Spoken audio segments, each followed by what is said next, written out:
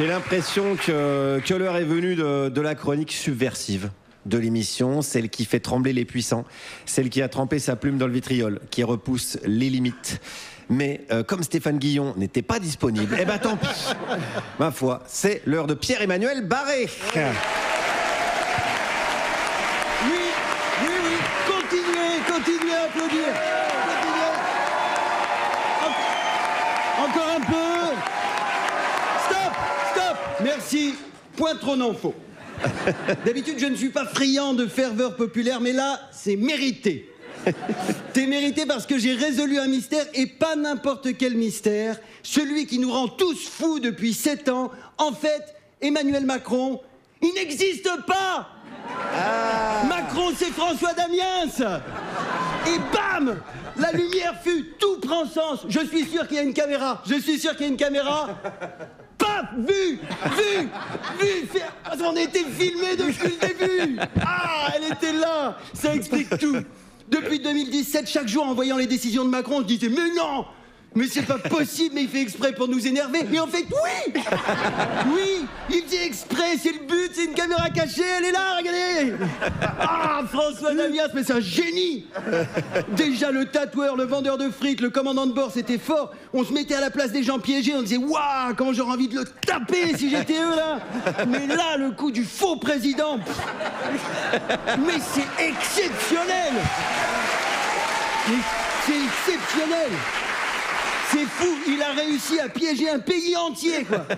Il y a 67 millions de personnes qui rêvent de lui sauter dessus pour lui mettre des tartes, là. C'est le plus grand canular de l'histoire. C'était brillant, mais là, ça a été trop loin, la caméra cachée. C'est pour ça que je l'ai démasqué, Damiens. François Bayrou, Premier ministre. Mais non, trop gros, c'est trop gros, on n'y croit plus. Faut pas nous prendre pour des cons non plus, hein. Non, déjà, quand j'ai entendu les noms des candidats possibles pour Matignon ces derniers jours, j'ai commencé à avoir des doutes. Hein, Cazeneuve, Le Drian, Le Cornu, Retailleau, Barouin, j'avais l'impression d'être chez Action ou à la Foire Fouille. Que des merdes que tu vas devoir jeter 3 jours plus tard. Mais là, Bayrou, non.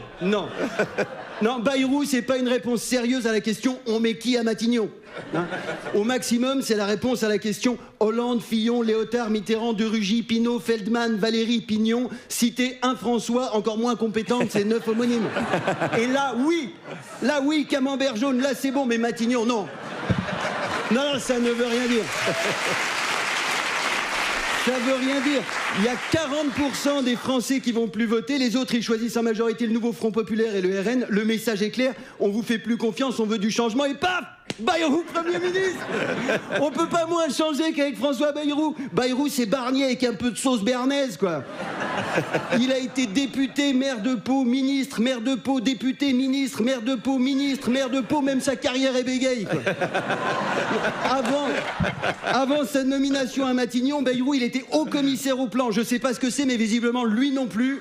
Hein, parce qu'en 4 ans là-bas, il a publié 18 notes de 20 pages qui, d'après un rapport du Sénat, ont, je cite, des lacunes importantes et ne présentent pas de valeur ajoutée.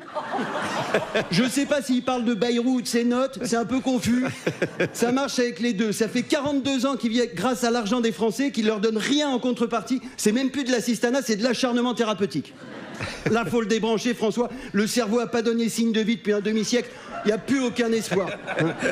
Je suis ni à gauche ni à droite. Je suis au milieu. Bah ouais, t'es au milieu. Ça bloque la route, connard. On peut pas avancer.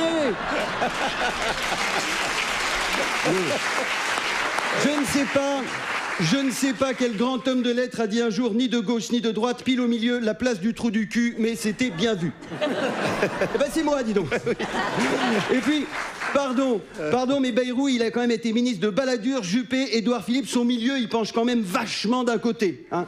Tu vas chez lui, t'es là, mais ils sont pas droits, les tableaux, là. Ben si, hein. Bayrou, vendredi, le jour de sa nomination, il a dit qu'il voulait s'inspirer d'Henri IV. Alors super, mais alors vas-y à fond, quoi. Laisse-toi pousser la barbe, mets une collerette, monte dans un carrosse et meurs. En plus... En plus, je suis sûr qu'il s'en tirera avec les honneurs. Il aura des funérailles nationales avec un cercueil en acajou qui remonte les Champs-Élysées au son des clairons de la garde républicaine. Ça résumera bien sa carrière, coûter cher à l'État tout en servant à rien. Hein. Bon, vous savez ce qu'on dit, les plaisanteries les plus courtes sont les meilleures. Alors François Damiens, bravo.